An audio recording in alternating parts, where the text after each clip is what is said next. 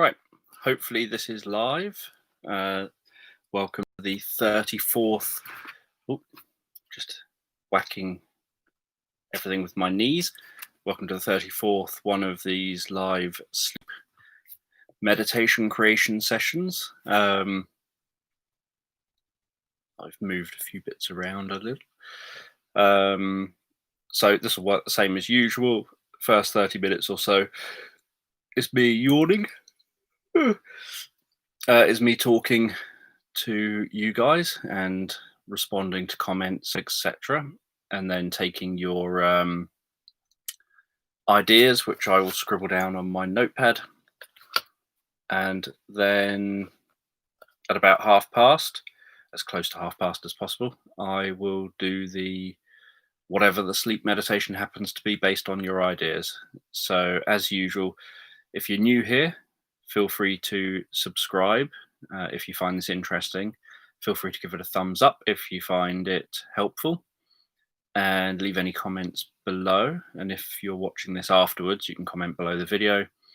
So it's as normal. Hello to those of you who are already here.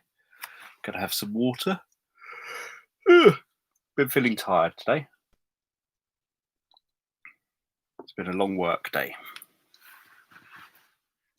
So hopefully everyone's okay out there in internet land.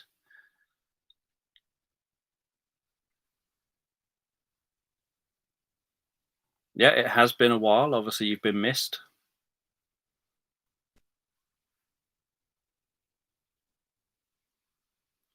I've edited the fort story.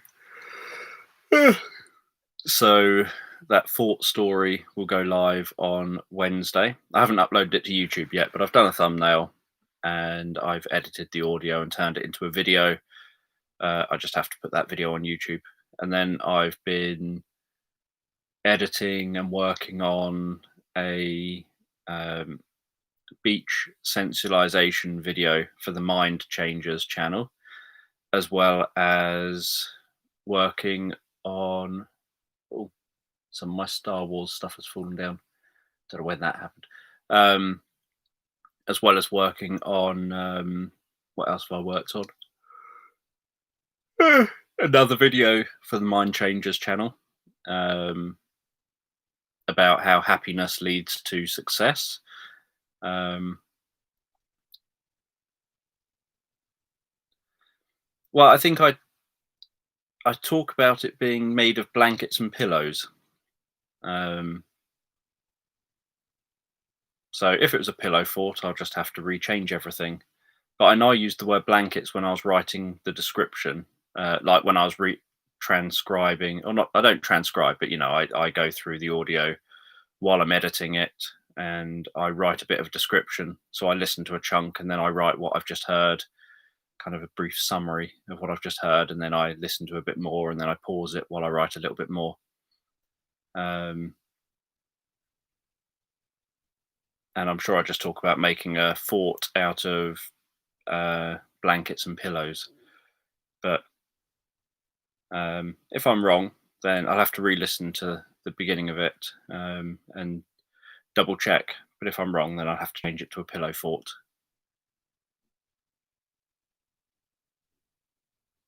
Yeah, we've had mods for a little while now. Probably 10 or so episodes, or 10 or so live streams. And fairy lights. Yeah, there was fairy lights in there as well,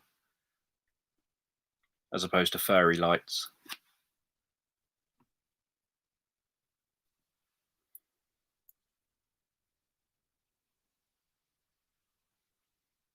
So yeah, it's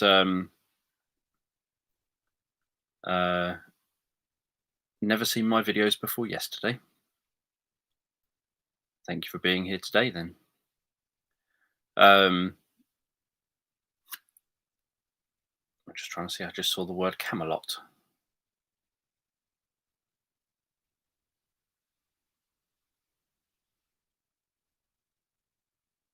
Yeah, I'm not likely to do, I don't do stories of, unless I'm specifically reading it from a uh, a book. Um, like I've got the Odyssey and the Iliad here on my shelf to hopefully. It's a bit, the names are difficult, so it makes I make a lot of mistakes and have to do an awful lot of editing. Um, so that's something that I would only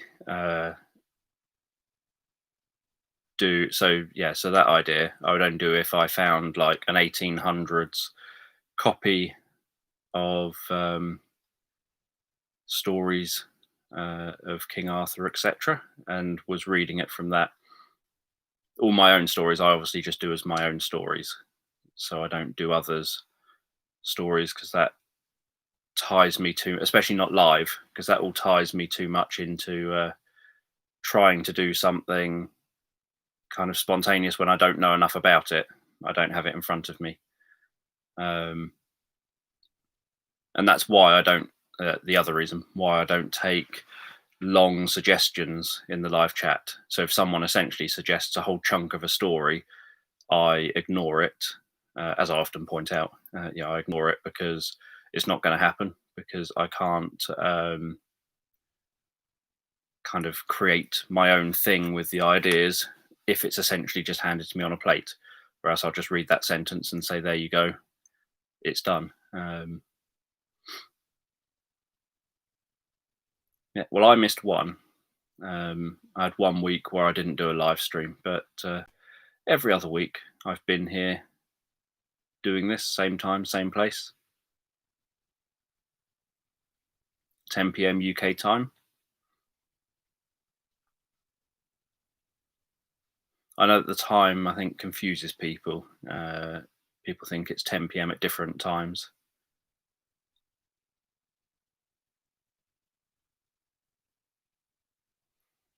Yeah, many of my stories seem to have portals. They seem to be quite common,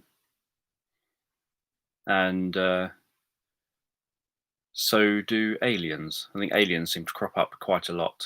Someone the other day commented saying they would like to see me do more stories with aliens because they like alien stories. Um, but I think aliens are in probably 50% of all the stories on my channel. Yeah, I'm very clear it's 10 p.m. UK time. I always point out UK time just so that if anyone's got doubts, they can Google what the UK time is to work out the difference rather than if I say British summertime or Greenwich Mean Time, that just gets even more confusing. Because some things list it as GMT -1 or whatever, and others list it as BST um, on other sites. And then there's some places that sometimes I can schedule a video, say 10 p.m. at a certain time, and not realize the clocks are going to change by the date of my live video. And then that gets obviously confusing. Or people can think, oh, yeah, didn't the clocks change because they've changed, like in the US?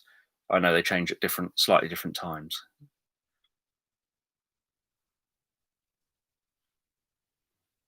Yep, there are always plenty of portals to fall down. In fact, you never know what door or what tree or what rabbit hole or underwater cave is going to be a portal.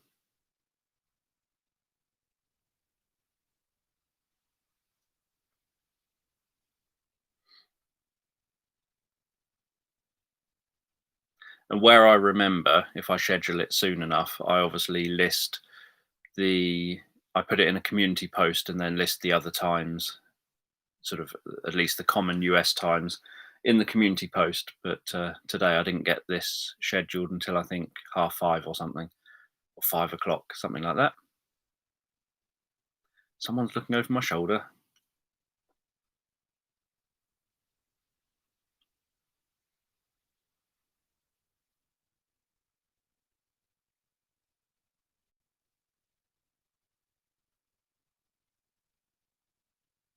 So yeah, so hello to those of you who are here. Yeah, the head is one shelf down at the moment. It's normally on the shelf one higher, but for whatever reason, I felt like it wasn't fitting properly and it was overhanging the shelf. So I decided for a moment, until I can figure out what's going on with the books on the top shelf, to move it down a shelf where it's got a bit more space for it.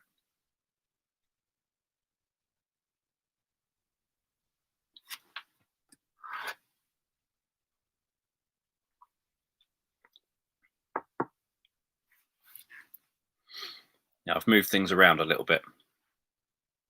Note the head doesn't have a name. Um, it kind of annoys me. I didn't buy it for years and years and years because of it being a phrenology head. Um, I would love someone to invent a psychology version, like a neurology version, like one that actually has perhaps the markings of the outside of the brain or something, so that it can kind of show what bit of brain would be under that bit of head. I'd much prefer that. But as I've never ever found one that's an actual neurology type one, I've had to make do eventually with a phrenology one, which is obviously complete rubbish. But I like the heads.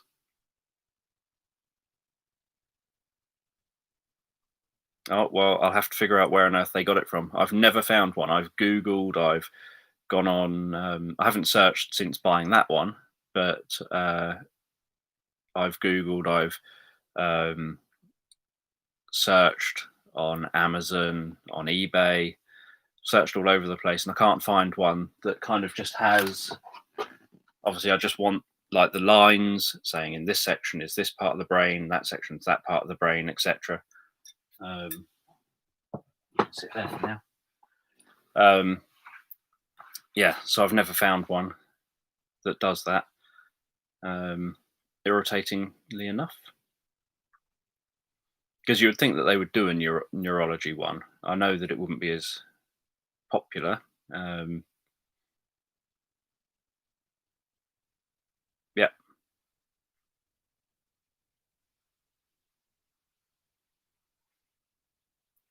no, I don't want to do updates. This happened last time I was live, I think, that it was telling me it wanted to do updates. And then the next day I had a live call and it did updates right when I needed it.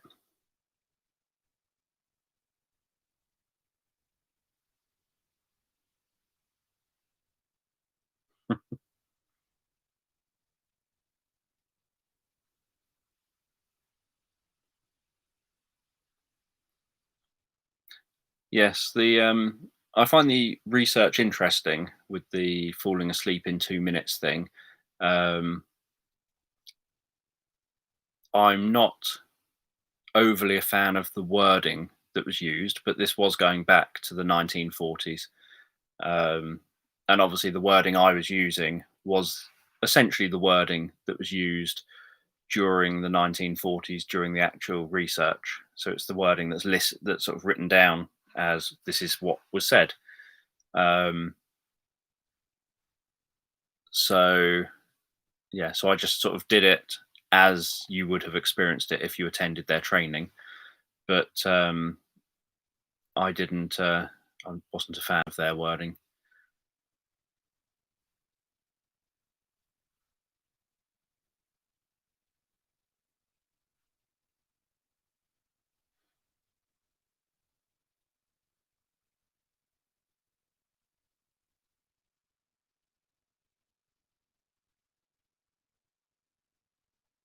I've probably got some grease on my elbows.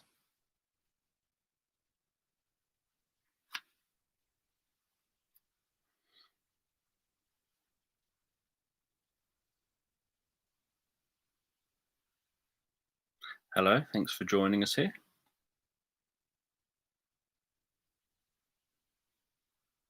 So yes, so Wednesday will be the uh, fort sleep meditation. Those of you who join these live streams will already know what meditation that was from 2 weeks ago, I think, 3 weeks ago. I don't know, whenever it was.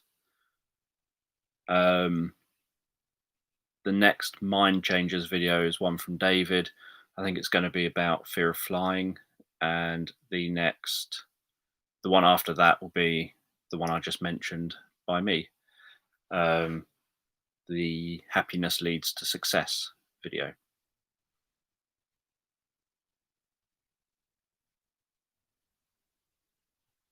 So if you don't want to miss the Mind Changers videos, feel free to go and subscribe over there.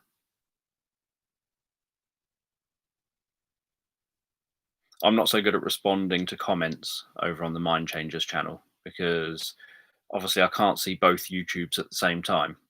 So I have to keep changing accounts, and I get so much content coming through to respond to and what have you on my account that it just takes. I just never think often enough to then click through to the Mind Changers channel and go and check out all the comments there. So I don't check it quite as often.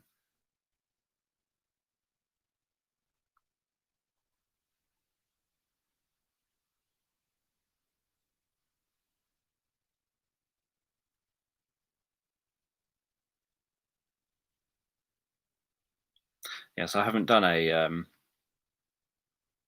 how to put cats to sleep video. Maybe that's one that should be done. Although I don't think cats need much encouragement to fall asleep. Hello, Michelle.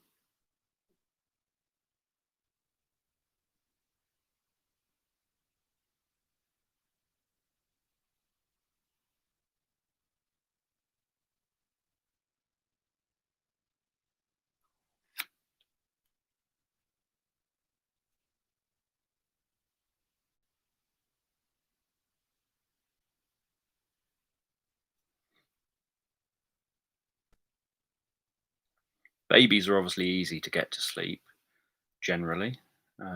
I've done videos about that over the years. That was obviously where I started, putting babies, young children, and teenagers to sleep, going back to the late 90s, early 2000s.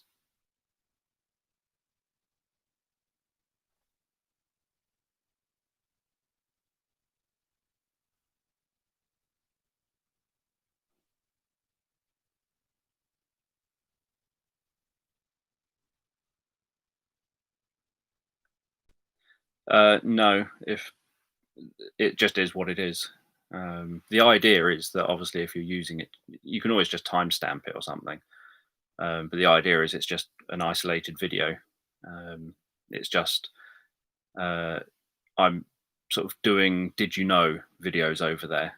So the intention isn't to do it to say, here's a process to follow whenever you want kind of thing, if that makes sense.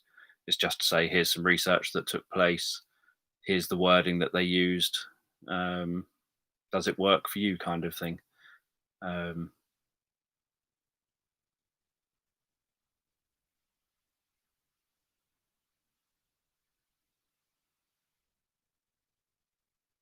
I don't know what I've got left on my channel because obviously I don't do anything like that now, focusing on helping children to sleep at all. But I've done videos on.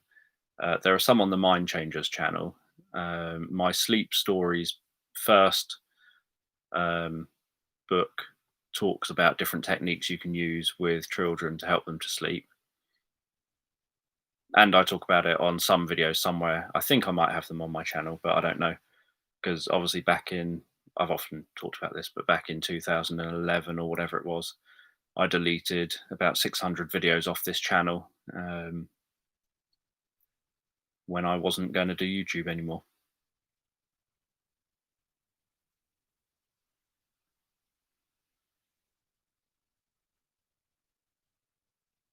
The idea is that you learn. So how the soldiers or the Navy troops did it is they were always woken up at the end, but they were practicing 3 times a week, and then the expectation would be that you practice it yourself, like you sit down yourself without having an audio thing guiding you or anything, and you practice yourself putting yourself through the process outside of the training. So with the um, with the Navy cadets, they did, I think it was 10 weeks, but within 6 weeks they were sleeping within 2 minutes. They sort of, that was enough for them to have mastered it. Um, so they had three sessions a week where they would be taken through the process. They would be brought out of the process at the end. Obviously, you can choose not to listen to being told to come out. You don't have to follow along to a suggestion. Um, so they would follow along to an instructor 3 times a week, and then 6 weeks later, they'd followed along often enough that they have mastered being able to do that for themselves. And those who obviously had practiced between sessions. Did I say that's it? If I said that's it, that was my own addition. I don't remember saying that's it, but if I did, that was an accident. I very specifically wrote the script uh, of exactly what was said, so that I would recite exactly what was said. So if I said that's it, then that was just accidental. I wasn't supposed to.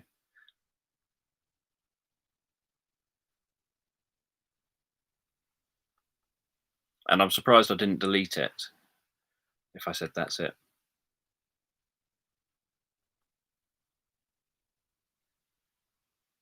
Well, that's fine.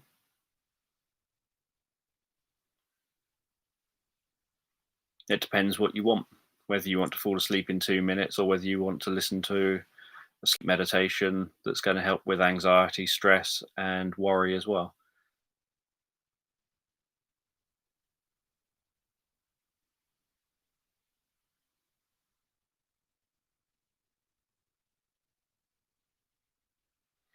But yeah, so the idea of it is that the cadets literally practiced in a session 3 times a week, and it was just a short session, 3 times a week, and we're just guided through the process.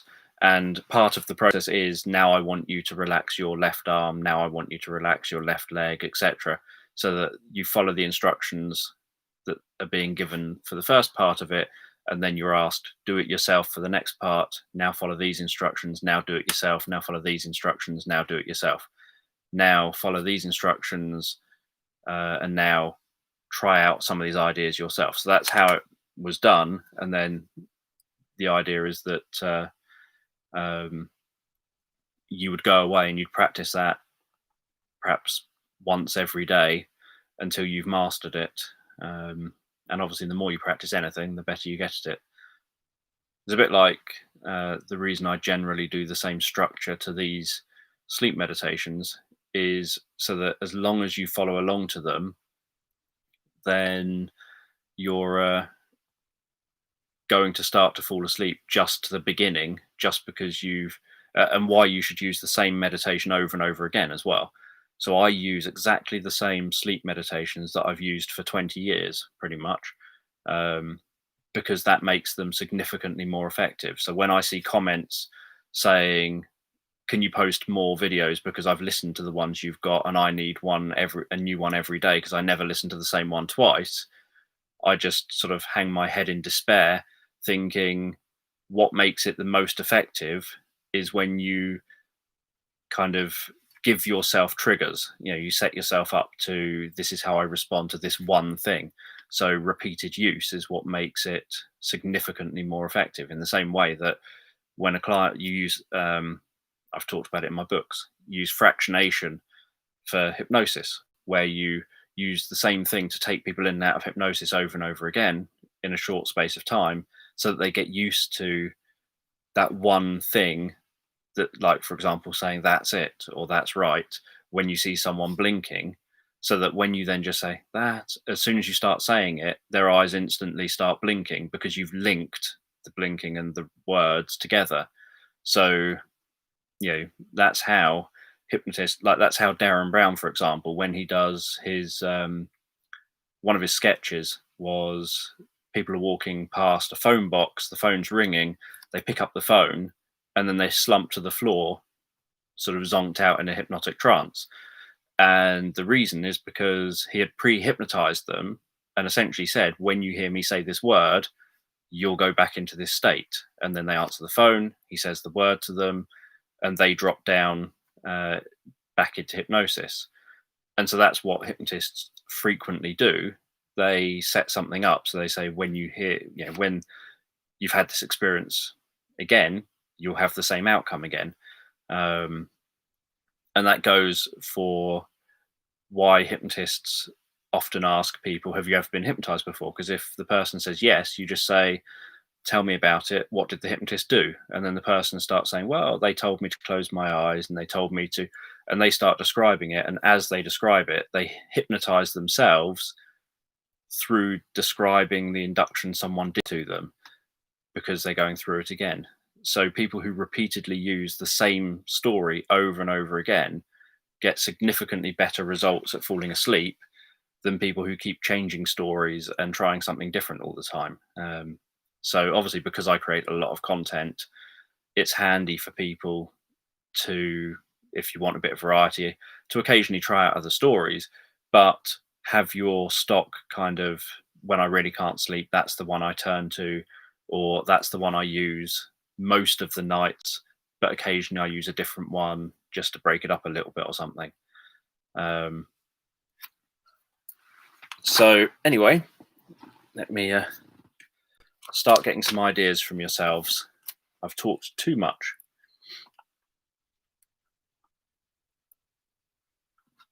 Yes, the intro is generally important for that reason. So there is that similarity. People get annoyed. People say to me, oh, I wish you wouldn't do your intro. Can't you just get straight on with the story? And people, I sort of say, well, but the intro is the bit that's helping you sleep. And the same when people say I restart it the next night at a different point in the story because I haven't heard it. I fell asleep, so I restart it at this later point. Again, it makes it less likely to be effective because you're jumping ahead. So if you're a regular user, you might be also attuned to falling asleep to my voice.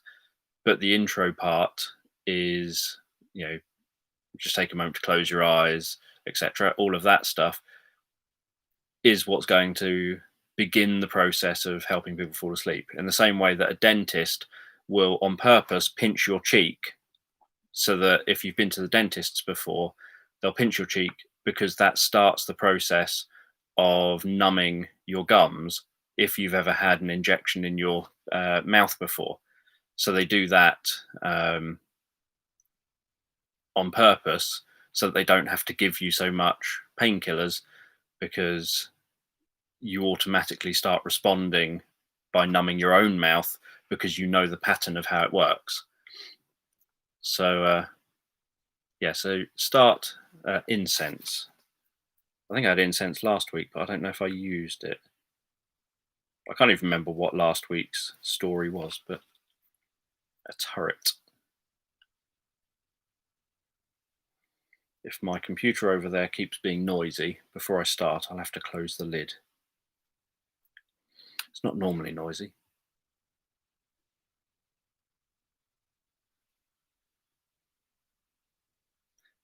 Any other ideas?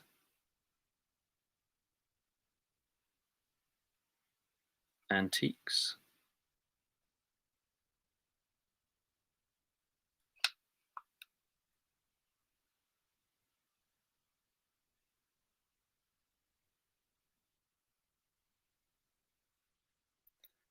Teapot, candlesticks.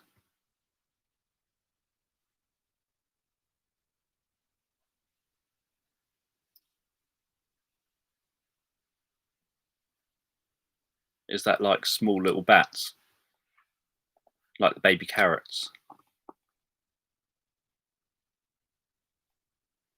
Baby bats would be tiny.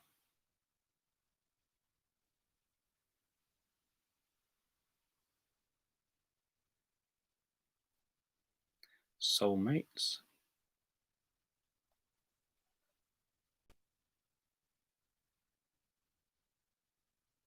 Rambo won't happen.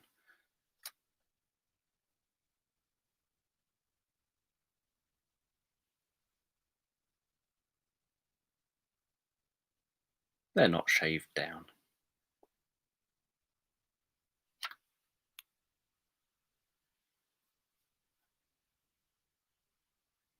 I'd be taking lots of photos if they kept flying in here.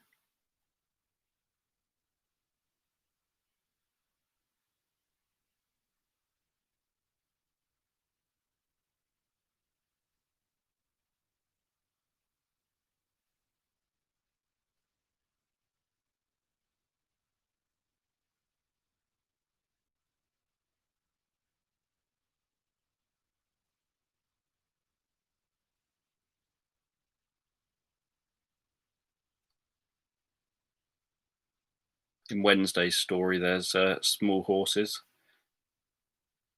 When you're walking with the grass being taller than you.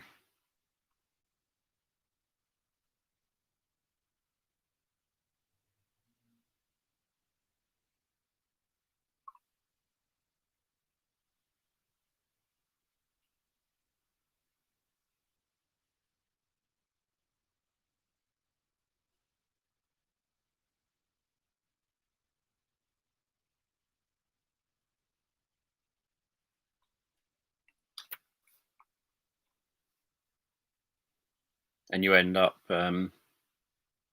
drinking some magic mushroom juice.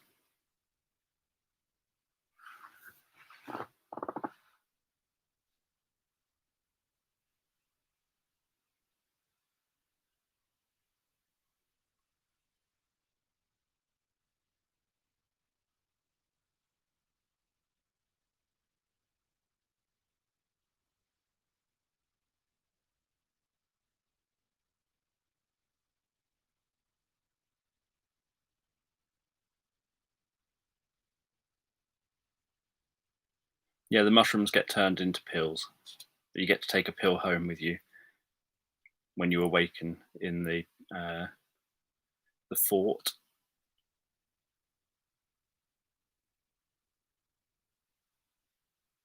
Sunset.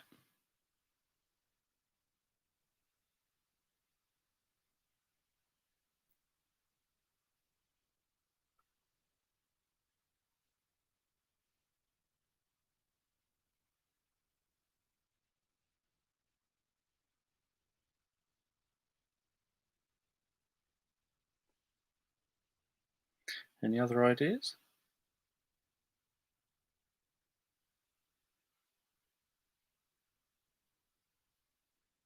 Yes, I wish my neighbours would be quiet.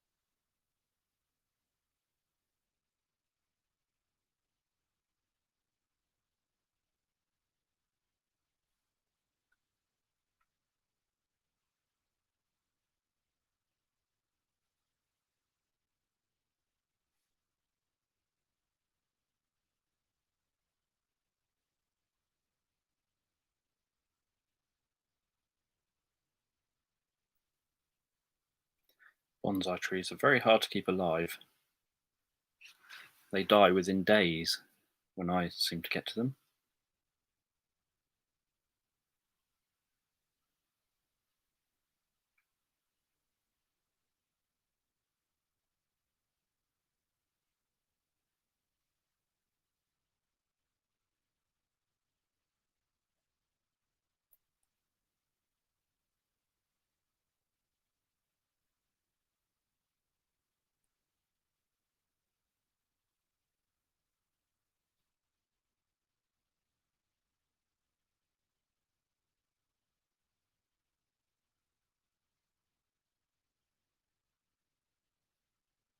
A hippopotamus, not a hippo.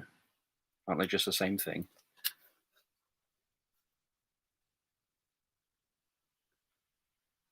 You call a hippopotamus a hippo.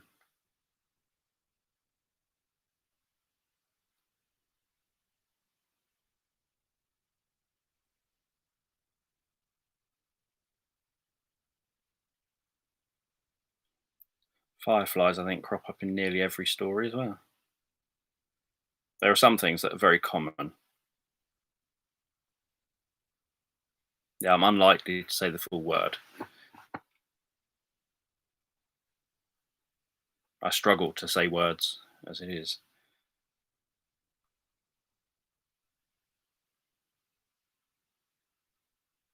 Right, I still have a few spaces on my page.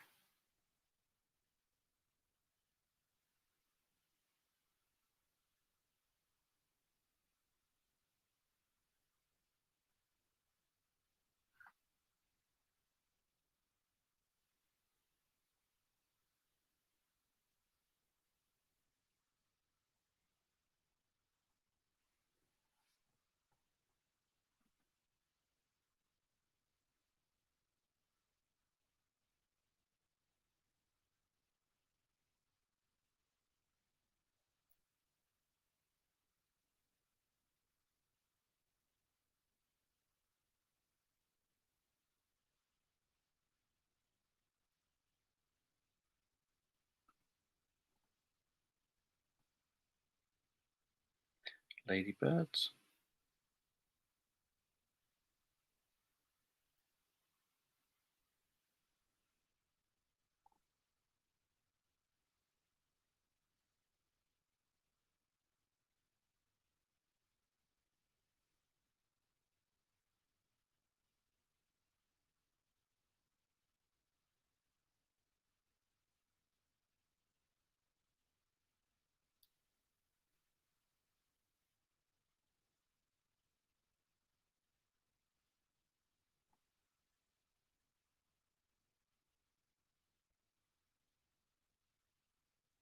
Crystal Palace, I think, is in most of my stories recently.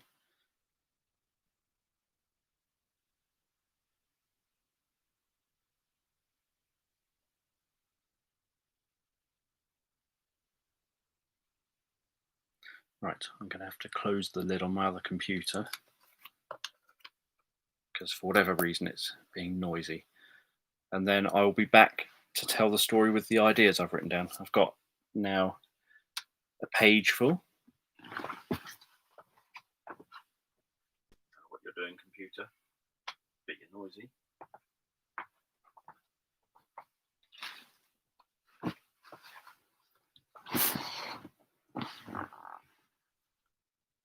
Still noisy.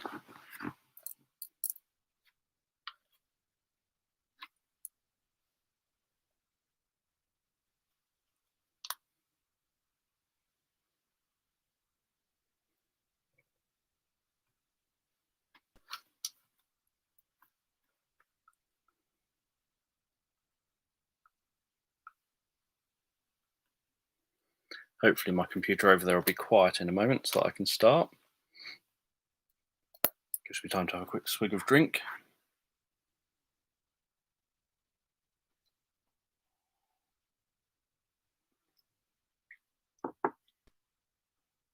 I'm sure everyone will be good.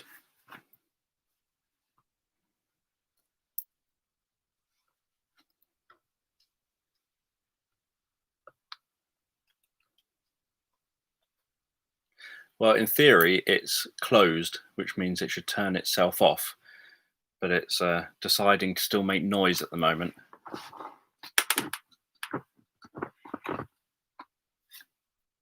Yeah, the family thing worked.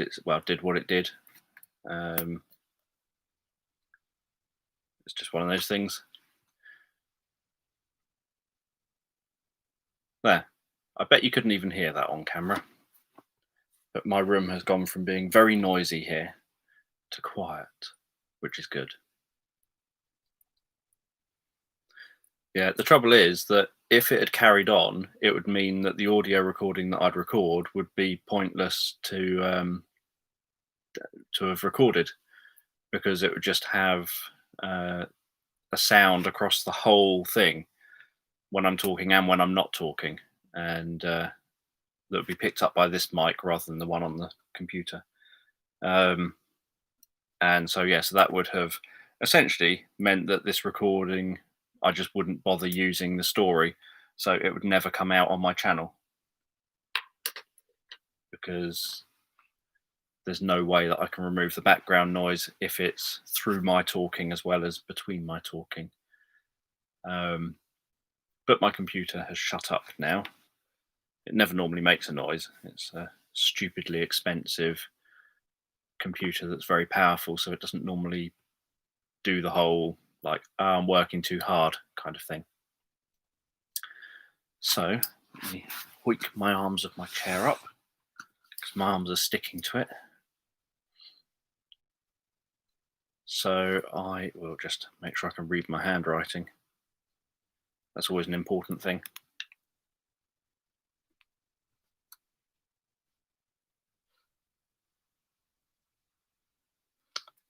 Good.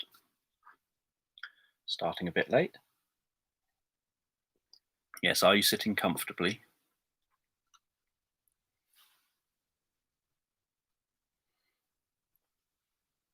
Yes, I haven't done the drunk stories episode.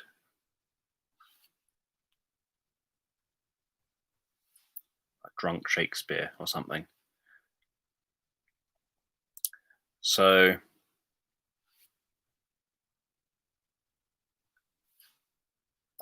kind of at my mouth. I don't really drink, probably once a year at the absolute most. So it would be unusual to do like a shot every time I can't say a Shakespearean word or something. Um,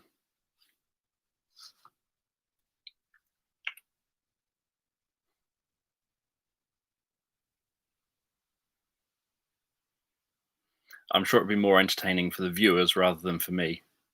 And I'd have to wake up in the morning following this as well.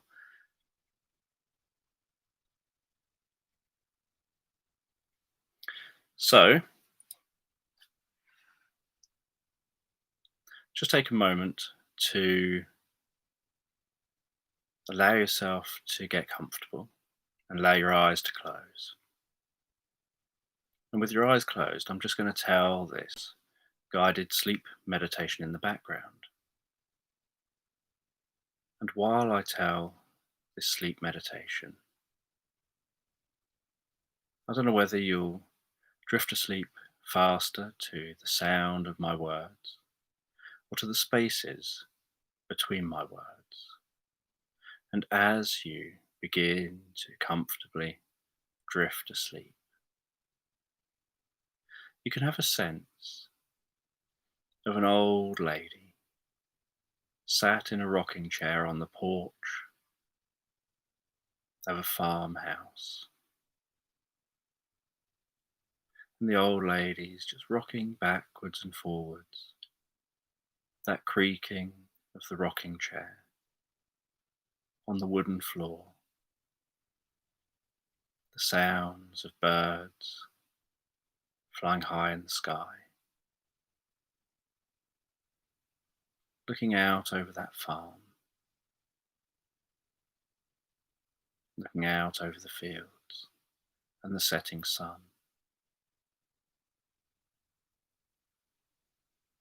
And her grandchildren come to see her and talk to her. And they sit down cross-legged on the floor. And she starts to tell them a story. She tells them that this is a true story from her life. It's a story of intrigue, of wonder. A story so incredible. She's curious whether they'll even believe her as she tells it.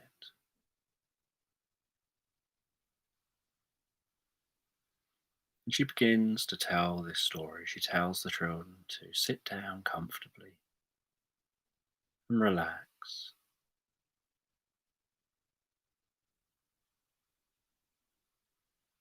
And if they want to let their eyes close, they can while they listen along. And she talks about how many years ago, when she was a young woman, she went out on a ship and she was sailing around the earth. She was going to sail to many countries. And as she sailed, she had a crew that came with her. And she had a book that she was following. And in this book was marked places that someone centuries earlier had travelled to, and the myths and legends they discovered on those lands. And she was curious what it was that led to these myths and legends. She'd imagined that the writings about a kraken, about a large sea monster, were probably just sightings of a large squid. Perhaps even sightings of whales breaching. And so she was sure that she could intellectually explain all of the writings in the book. And she wanted to rewrite this book factually, trying to find out what led to the author writing those myths. And across the sea, there was very little to see. There was no kraken, no sea monsters, just calm, open ocean. Whatever direction she looked was just blue sea to the horizon, the occasional white, wispy cloud in the sky, and that boat just bobbing up and down.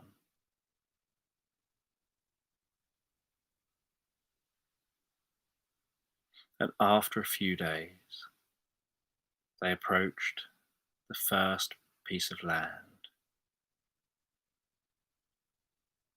and she could see on the land that stuck out into the sea that there was some kind of a fort. And she could see the turrets on top of the fort. And she could see a light reflecting from the top, like someone was reflecting sunlight with a mirror. And she could notice that that was communicating a code with the flashes of the light. And they worked out that this code was communicating for them to come to shore in that location. So they headed over towards that fort. They docked that boat. The woman looked at her book, looked at where this place was, and saw that it was near a location that was in the book. So she decided while they're in port here, she would go and explore. So she rented a horse, and it was just a small Shetland pony. And she rode that Shetland pony, bouncing and bobbing up and down on its back, with its legs flailing around, trying to make it trot along rapidly. And its fast clippity-clopping along the dirt paths. And she rode that out from the settlement, through a valley, into some woodland, and on beyond the woodland to a river. And she kept checking her book to see where she was, how far she'd come, in relation to where that book said the author of the book had travelled. And she recognized that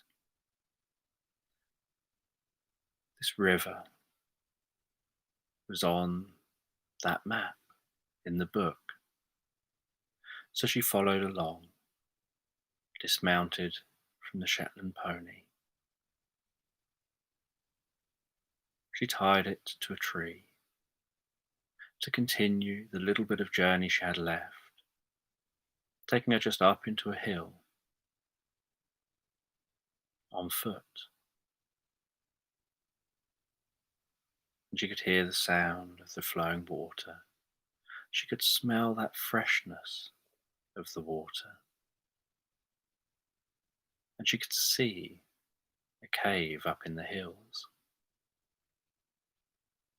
And as she headed to those caves, she went to the largest one and realized there was a large cave and the others were almost like windows, just allowing more light in.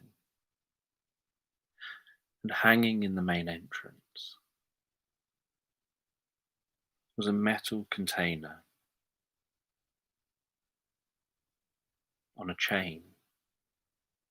And in the breeze, that metal container was moving, swirling around. And there seemed to be some incense or something smelling fragrant coming out of that metal container as it swirled and moved in the breeze. And she noticed a very slight lightheadedness as she walked through that and into the cave. And she turned on a light. She aimed her light around inside the cave, looking at the cave walls. And she could see some drawings on the cave that looked like wild animals and people.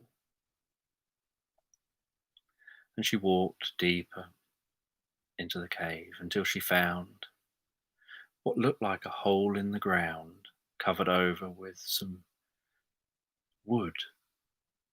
And so she moved that wood. You could see a rope ladder leading down under this cave. She shone her light down the cave, down that hole. She counted that there were 10 rungs of the ladder. She couldn't hold the light and descend the ladder at the same time. So she turned the light off, put that in her pocket, and began to descend. 10, 9, and she counted her way down those rungs. 8, 7, 6, going deeper and deeper. 5, 4, 3, 2, 1. And then she stepped onto the ground in this underground chamber beneath the cave. She got her light back out again, turned around, shone that around, before taking any steps, just to make sure everything was safe. She could notice the silence down here, how sound seemed to get lost in the walls, with barely any echo. How everything seemed so muted, the air seemed so still.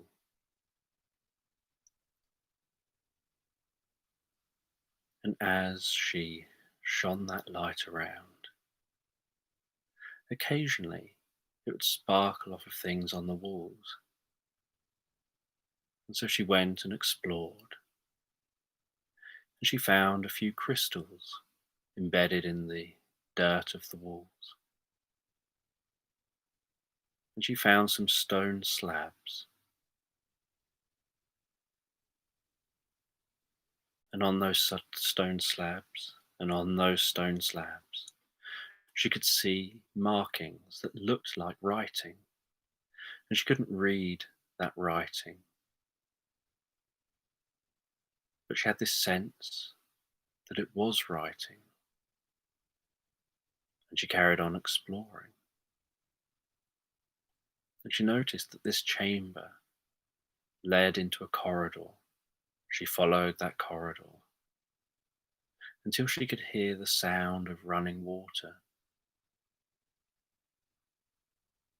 And she came out into a section of this cave that was illuminated by stringy blue fungus hanging from the ceiling, that was giving off the most beautiful blue glow, illuminating this cave, making that water seem to shine with an electric blue colour. And resting on the water, she could see what looked like a raft. And so she climbed onto that raft and decided to see where this goes. And with a pole that was on the raft, she pushes away from the edge, and the raft begins to move with the flowing water. And she uses that pole to prod down into the water, onto the bottom of this underground river, to help steer that raft.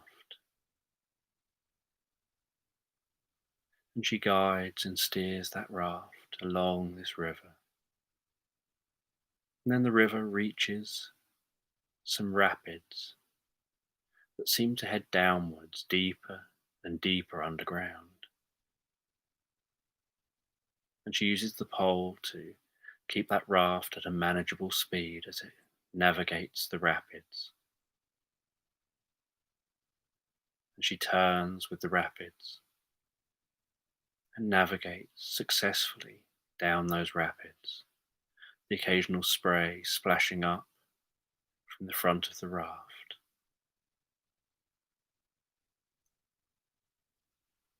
Until the rapids smooth out, and she finds herself in a lake, and there's still that blue glow. And she pulls the raft over to the side, disembarks that raft.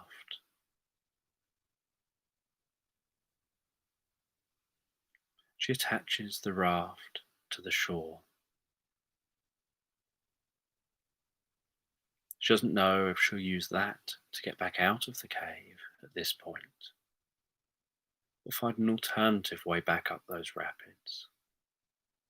But she's hoping she'll be able to find an alternative route than trying to force that raft against the flowing water back to where she came from. But for now, she was curious where this place was. She could see that there was a door down here, and she wondered where that led. And she looked in her book, and she could see in the book that it talked about an underground kingdom of giants. And she knew that that was impossible. that perhaps there's just a tribe that was encountered that's a bit taller than normal, and that people centuries ago were generally shorter. So she walked through that door, opened the latch, closed it behind her, and was surprised to see what looked like a normal land. She could see a valley, she could see trees, she could see the blue sky and a sun in the sky. And she knew that she'd been travelling down deeper and deeper, and that there's no way that this could be the same place that she came from. And so she descended into the valley. And as she descended into the valley, she noticed that the trees were much taller than she at first realized. That everything looked normal from the door. It was just a valley to be descended into. And it was only from descending that she realized that she was actually very small in this area. The grass was above her waist, whereas normally the same looking grass would be up to her ankles, and the trees towered way overhead.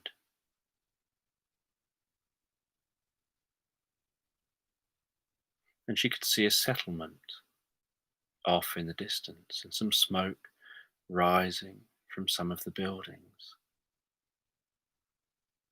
And she could see people walking around, people looking like they were working. She could see what looked like a marketplace. So she started heading down towards that settlement. And like with the grass and the trees, as she got closer to that settlement, she could hear the laughter of the people. She could see children running around and playing. But she realized that they towered well above her.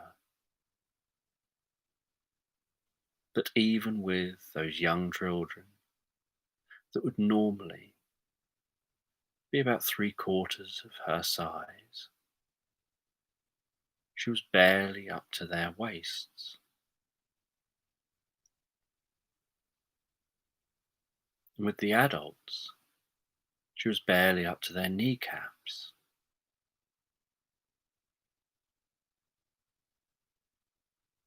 And at first, she hid, feeling apprehensive and a bit scared. She'd heard stories of giants. Even in the book she'd read about these giants being scary creatures. But as she hid and observed these giants, so she noticed that they were behaving the same as anyone else. The children were having fun and playing. The adults were working and going about their daily lives. They were chatting, they were drinking. And she looked around her to try and get an idea of where this place was. And it looked like it went on in every direction as far as the eye can see. She couldn't see anything that looked remotely like where she came from. So she couldn't work out where she was. And she decided to get closer to these giants. So she went and crept to one of the houses, snuck her way in through what looked like a cat flap, like a small little door space designed perhaps for a pet, and she crept into the kitchen and hid behind a table leg, and she could hear the giants in here just talking with each other and laughing. She couldn't understand what they were saying, but she could recognize the tonality. She could recognize the way that things were being said as being normal, everyday communication, just friendly communication like you would have with any friend or neighbor.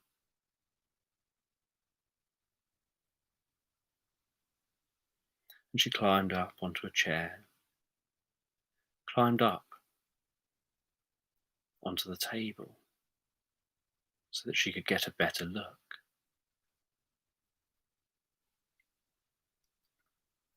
And while she was on the table, she accidentally made a bit of noise by knocking some cutlery.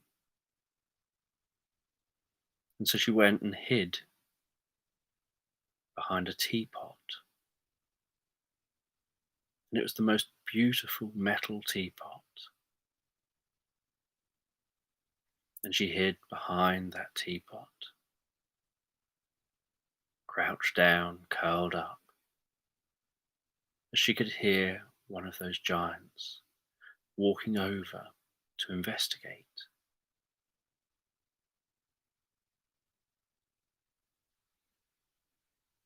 And when the giant came over, they didn't at first see her. But then they caught a glimpse of her foot sticking out from behind the teapot, and they lifted up the teapot.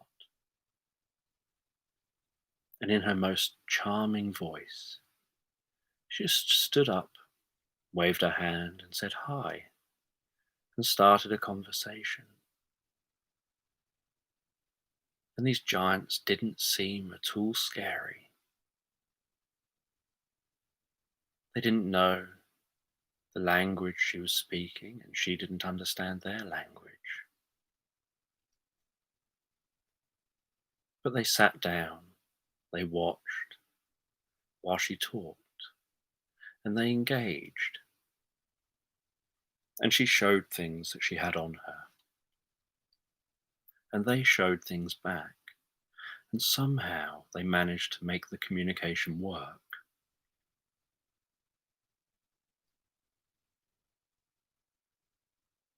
And she tried to explain who she was, where she was from. It didn't seem like they even knew that that door was there. And then one of them went away for a while before coming back with an enormous book, thudding that book down on the table, flicking through that book, and then pointing at a drawing in the book. And she couldn't read the text that went with the drawing, but she recognized that the drawing was of another small person visiting this land, and that this looked like it was something of a myth for this land, in the same way that to her, giants were a myth. To this giant, small people were a myth.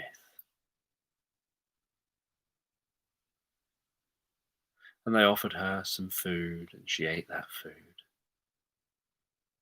And they were incredibly welcoming and kind.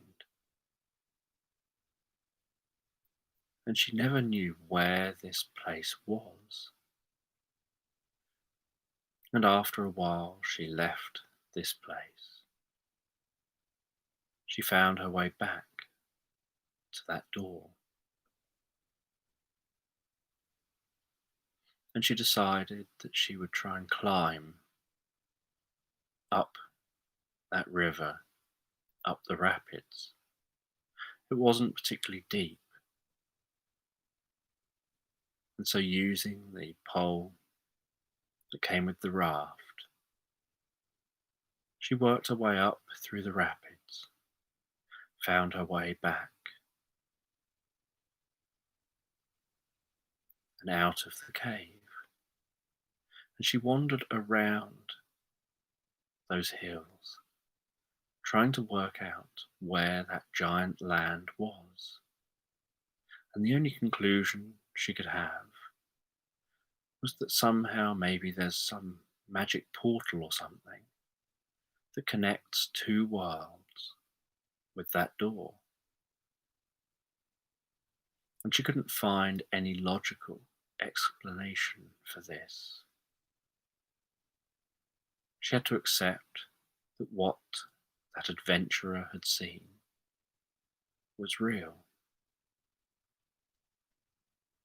And she found her way back to the boat.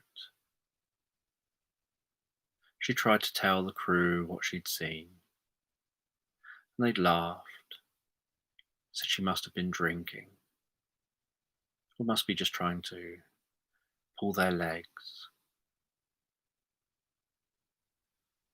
And she boarded that ship, and they set sail and carried on their journey. And after a few more days at sea, enjoying nights of watching suns set over the sea, of watching the moon rise, making the ocean glow with silver sparkles and a cloud of stars overhead, she could see a peninsula sticking out into the ocean. On the end of that peninsula was the tallest, brightest lighthouse that she'd ever seen. And she could see that in the book it talked about a magical lighthouse that at the same time as trying to warn you to keep away from the rocks, looks so incredible, you feel lured towards it. And so she told the crew to only approach in the daylight, so as being able to sail safely to that location rather than being lured there. And so they moored up, dropped anchor well away. They dropped the anchor well away from the shore. And the next day, just after sunrise, they headed over towards that lighthouse. And they could see how beautiful and white that lighthouse was, how the stonework seemed to almost emanate light.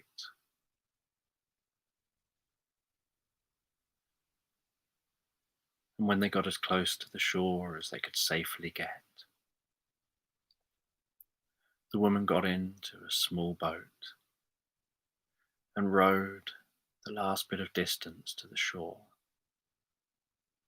And arriving on the shore,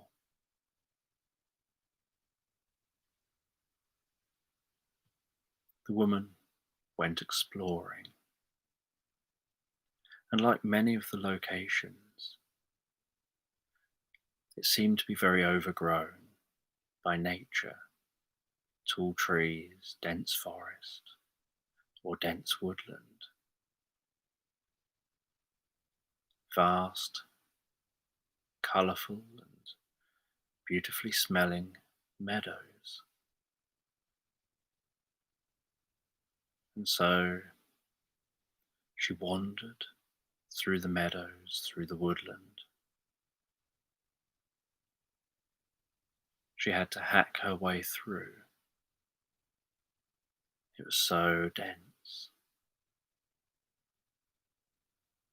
before eventually coming out in a clearing where she could see this beautiful, sparkling, trickling stream just flowing out from the woodland down into those meadows. She could see butterflies, bees, birds, all darting in and out of that meadow, and the birds diving into that stream, flapping their wings, washing their wings, poking their heads into the stream, seeming to feel a sense of refreshment in this warm weather.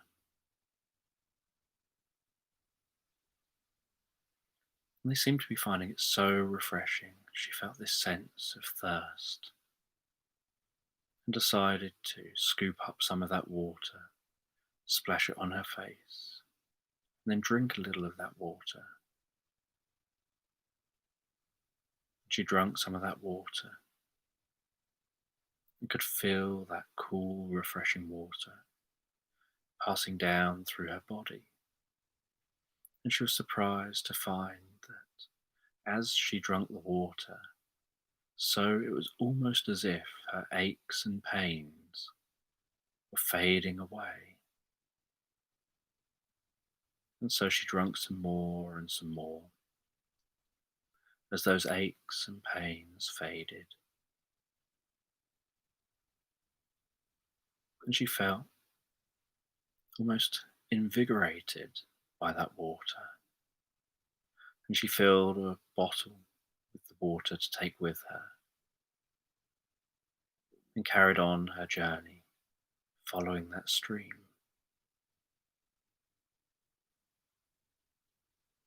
And at the end of the stream was a tiny lake, a lake so small it was barely a pond, but it was very deep, and it seemed that that water flowed down to this location and then must flow deep underground. And she dropped a coin into that pond. And at first she could see the high sun glistening off that coin as it sunk into the water. But then it seemed to keep going into the inky blackness, deep into that hole. And she was curious how far down that went. And she had a rope, and so she decided to tie a small rock to the end of that rope. She threw that into the hole. She allowed that to sink as she held on to the rope. And it just kept descending deeper and deeper until she was holding just the very end of that rope. And she had to pull that back out because she didn't want to lose the rope. And so she knew that it was at least deeper than this rope. She was curious why this water wore away at this location and led to this specific hole.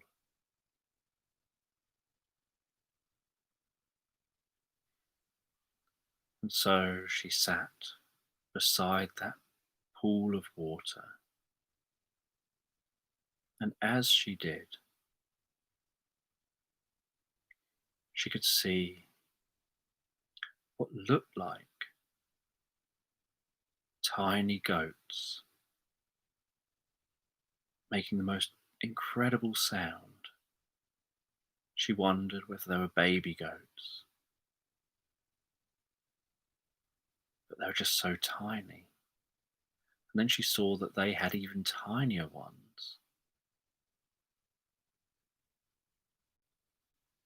And then she saw what looked like tiny hippos around some water way off in the distance, rolling into some mud.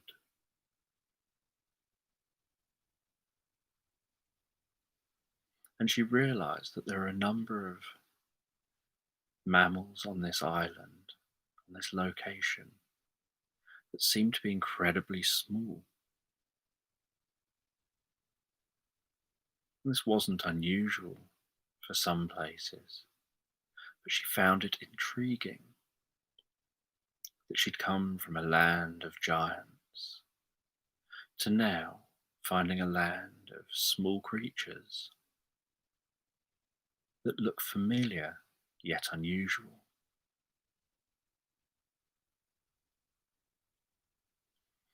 And she decided to carry on exploring. She drank some of that water from her bottle, and before setting off again, she refilled that bottle. And every time she drank, she felt this sense of well-being,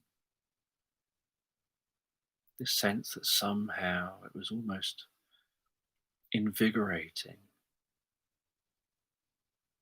through her mind and body.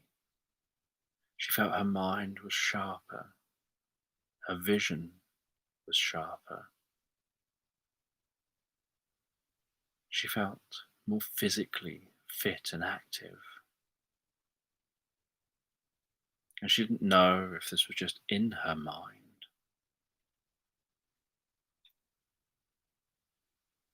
And as she continued to explore, she noticed the strangest thing. She could see this shiny looking stone that was the most incredible thing. It looked almost like a perfectly smooth red stone with some black dots on it. And it was about the size that she was. And as she approached, she noticed that it was actually familiar and was taken aback when she realized it was a human-sized ladybird that just seemed to be resting in the grass. So she approached cautiously and carefully, but accidentally startled it as she got closer and could see the way it moved its shell out the way, inflated and stretched out its wings, almost like giant lace kites, and started to rapidly flap those wings. And then seeing its body rising up, its legs dangling beneath it, and feeling almost like someone's fanning her face. The pressure of the air being displaced by the flapping of those wings, and the almost rumbling buzz of that ladybird taking off and flying off.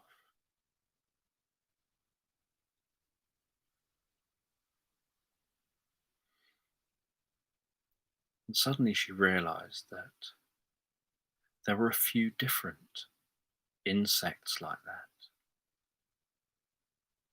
that she hadn't at first noticed because they were so out of place, that seemed to have grown extremely large here.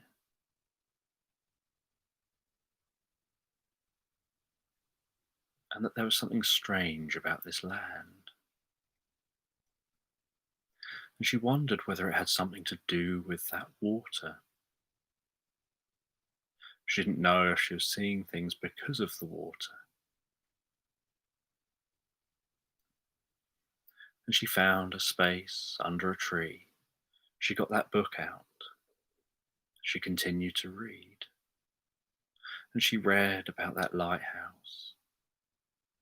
She read about this strange land here, about the giant insects that she had just dismissed as being perhaps just slightly larger than average.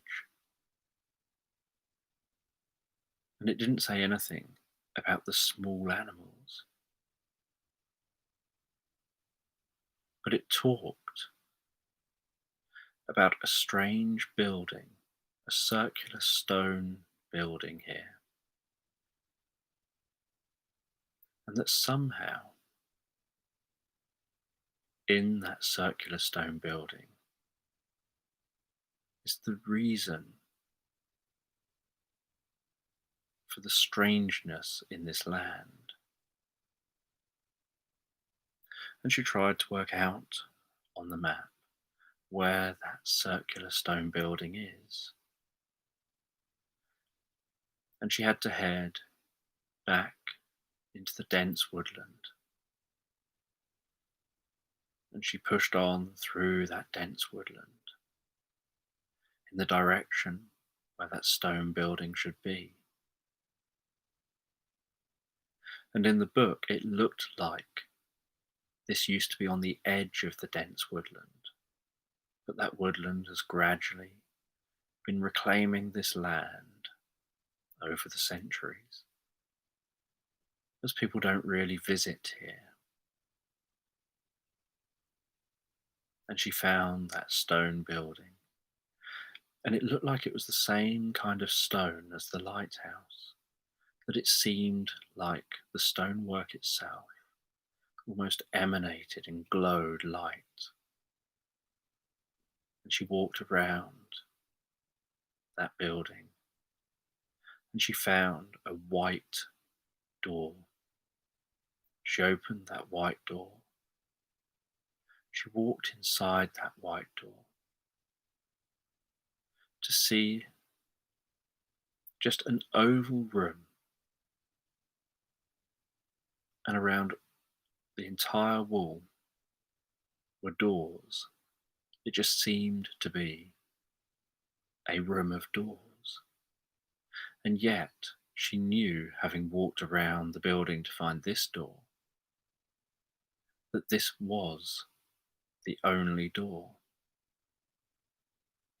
And she looked behind herself and saw that the door she had just walked through looked exactly the same as every other door in this room.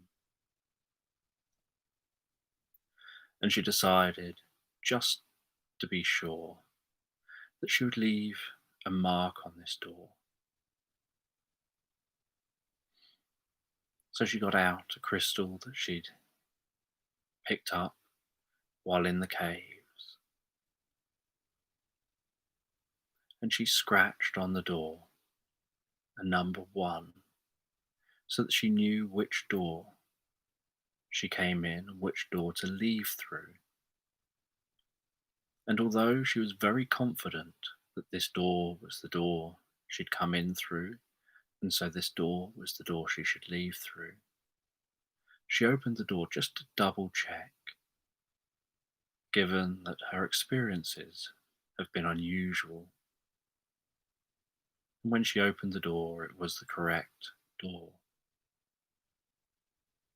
And she wondered what could be behind the other doors. She expected that behind each of the other doors would just be a wall, because there's nothing else that could be there. And she looked in the book, and the book said that many of the places that they had travelled to were connected with this building, almost like taking a map, putting a map on a wall, putting little pins in every location you've visited, and then finding a central location and placing a pin there, and then placing a thread between each pin and that central location. And knowing if you head out from that central location in any of those threads, you'll go to one of those other places. And they even include a drawing that looks very much like that. And she had read it as being a misunderstanding of maps when the person who'd written this book had described this place as the center of the world, when she knew that there was technically no real center of the world. There was a North Pole, a South Pole, and then there was countries, there was continents and oceans. There wasn't an actual center to the world. So she assumed that it was just a misunderstanding, perhaps through being too naive, given how fantastical some of the tales were. And as she went to the first door and opened up that first door, she suddenly felt freezing cold, and she could see snow. And she walked through that door. She was cold and shivering, but she wanted to check it out and see what was here. And she could hear the howling wind. She could see snow blowing across the land. And she was near the coast. And she could see the ice stretched out over the sea. And she walked a little way over that ice. And then she saw the most incredible sight. She saw a narwhal poking its head up out of the water and then splashing back down into the water again. And she thought to herself about those people that have misinterpreted them as somehow being like unicorns or related to unicorns in some way,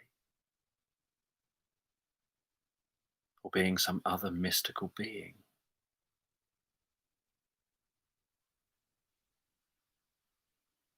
And she knew that it shouldn't have been possible for her to be here from walking through that door. And she closed that door behind her as she went back into the room. And she could instantly feel the warmth of this location again, that felt so much more refreshing, having come in out of the cold. And she opened the next door and was surprised to see that it was night time. She could see the curtain of stars. She could see some shooting stars. She could see that moon in the sky, and the moon was at a slightly different angle to what she saw it the previous night. So she knew she must be in a different location on Earth.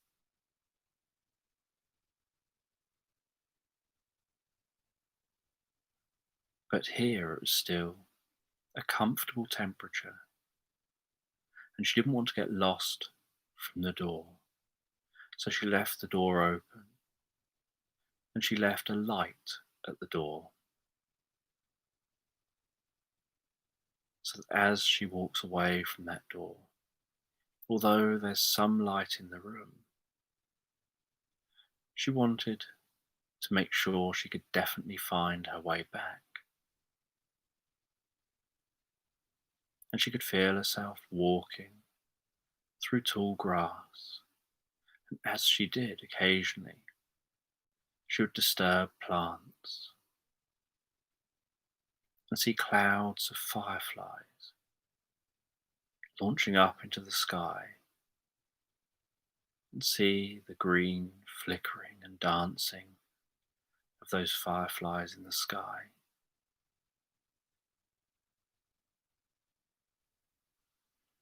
And then she heard a snort and some loud breathing, and could hear some running water. And she could see the water with the glistening from the moon. Could see a shadowy figure, and so she carefully, quietly approached that shadowy figure, approached that water,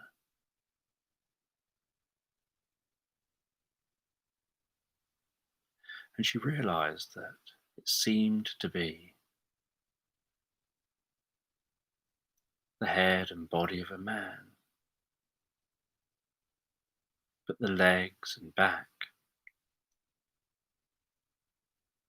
of perhaps some kind of animal, almost like a horse.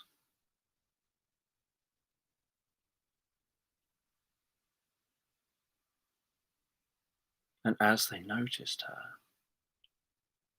they were startled, and they jumped back. And again, they seemed to be able to communicate with a complex language, but she couldn't understand their language and they couldn't understand hers. But they approached with curiosity, and she approached them with curiosity. And as they got near each other, they bowed their head low, as if to signal friendship and peace. And so she copied and bowed her head. And then they looked back at each other, and she held a hand out, and they held a hand out, and she taught them to shake hands. And they were inquisitive about each other. And when they knew they couldn't communicate with language, they reduced the amount of verbal language they used, just making sounds while communicating non-verbally.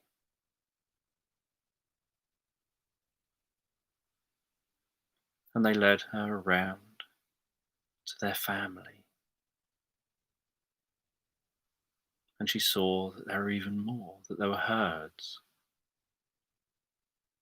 of these creatures which looked very human at the front end, looked almost horse-like for the rest of their body.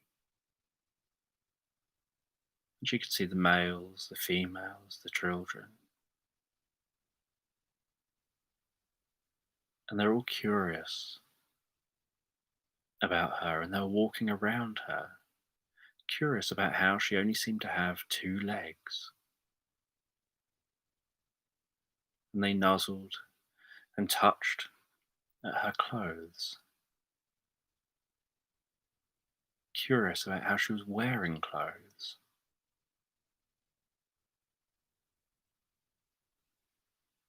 And then she saw sparkling coming down from the sky, and could hear a buzzing by one ear and then by the other ear. And she instinctively tried swatting it away,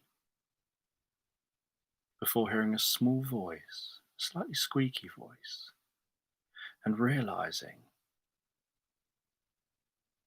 that it was a small green fairy,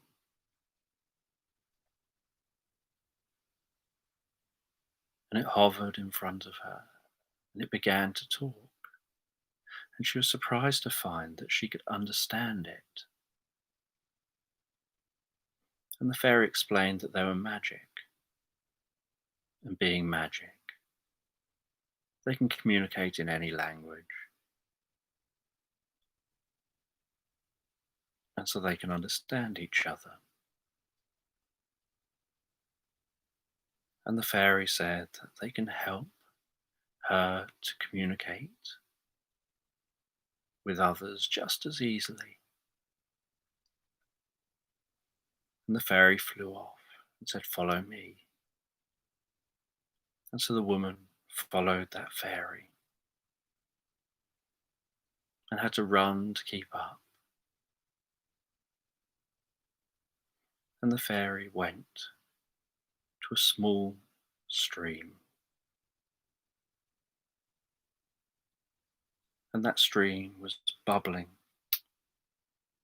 And she could tell that this stream was bubbling because it was a spring. And around the edge of this spring,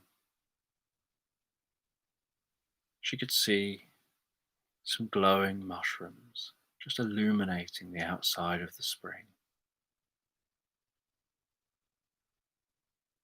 And the fairy said to scoop up some of this water and drink some of this water, that this water mixes with the roots of the mushrooms, and these mushrooms connect with all living beings. And so by mixing with the roots of the mushrooms, drinking this water will allow you to be able to communicate with all animals. And so she drinks some of that water, and the fairy explains that this won't last forever. And so she drinks some of the water from her water bottle as well, and then scoops up some of this water in her water bottle, feeling that she may want to try this again later.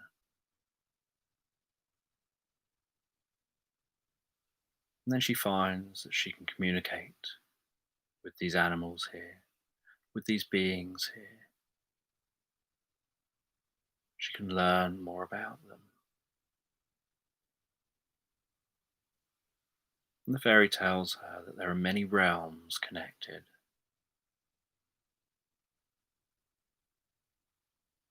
and that the location she's found is the center of those realms. It's like the hub of those realms. That there are many other portals to those realms that can be found,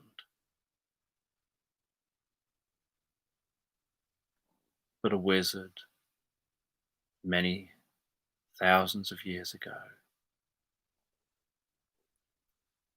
had lived out on a remote location, had created a lighthouse, had created a hub connecting to the realms, so that they wouldn't have to travel to each gateway to the different realms. Instead, they had all the realms where they were.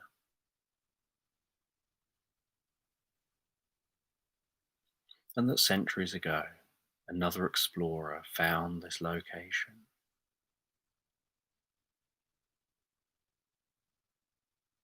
And she went back into that room, and she explored more of the doors.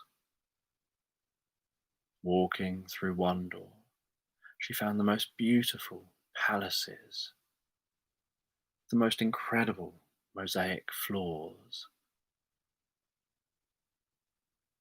that echoed and reverberated with each footstep, seeming to make the most perfect pitch.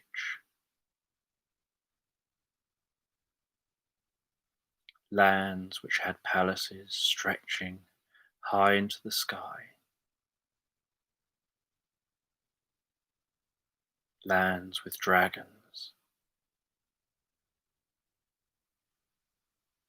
lands with all sorts of creatures that seem mythical to us in our normal world. And she realized that everything that was written down about these myths and legends in these different cultures had a seed of truth, that people were just discovering these realms, almost like alternative Earths overlaying normal Earth, where every possibility is a possibility.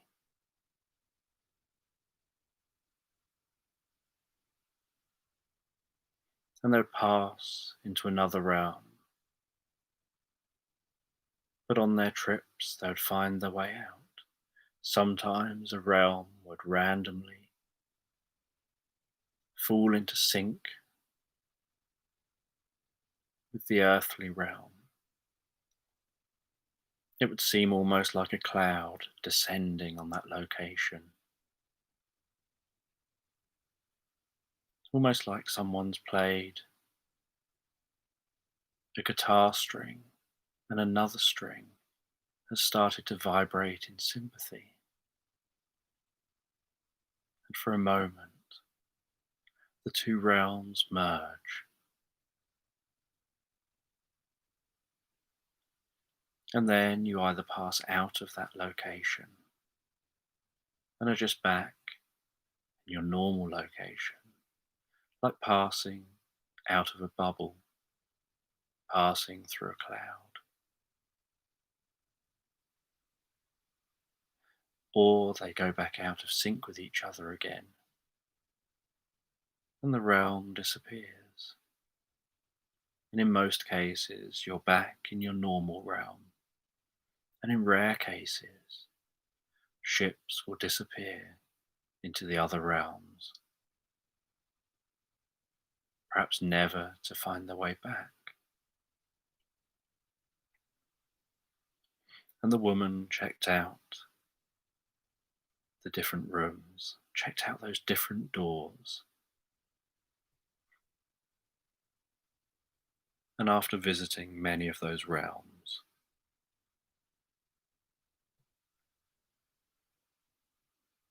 she went back through that first door.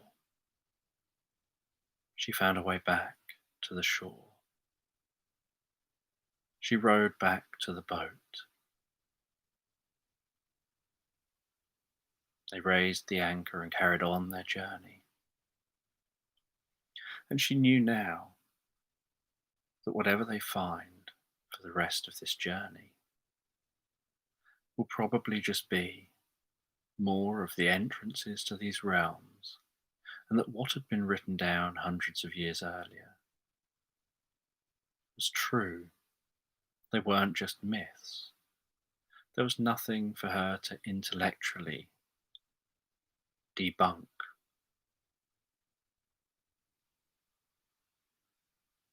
She's now realized that she just needed to open her mind to how much there can be out there and the possibilities. And she continued her journey, eventually arriving back in her own country, and then spending years writing up a book about her adventures, telling her stories.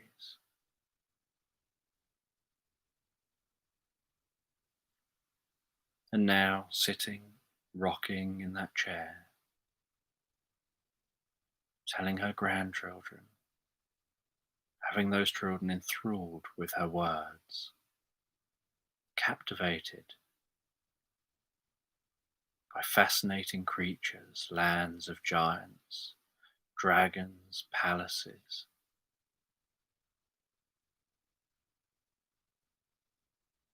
She takes 2 copies of her book that she's got beside her,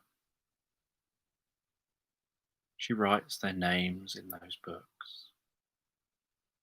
She tells them these are the only two copies of this book. No one ever allowed it to be printed. No one ever believed her. No one ever opened their mind to the possibilities and the wonder of the world. So she told her story anyway. She printed her books herself, just to pass down in her family, to help these stories continue on, to help the myths and legends continue on into the future, to hope that one day future generations will go off and investigate these things for themselves, will follow the clues in the books. And the children were so excited by being given these books. And then the grandmother said, "It's time for bed." She showed them up to their room, settled them down in their beds, kissed them both on the forehead, gave them a big hug, told them that she loved them, turned off the light, and having had a story told, they quickly fell asleep, with their minds racing with imagination and wonder, as children do. And with a smile on her face and happy to have shared with her young grandchildren these stories that for the first time in years she's been listened to and heard rather than ignored and laughed at. She sits by a fire. She drinks a warm, comfortable drink before turning the lights off, heading to bed herself. And as she begins to fall asleep, she looks over on the nightstand. She can see a little crystal bracelet that she was given in one of those realms that she'd revisited a number of times. It was a realm where she'd met her soulmate, and they maintained a connection through that crystal bracelet as a way of her accessing their realm, and they can visit her in her realm. And she just has to wear that bracelet,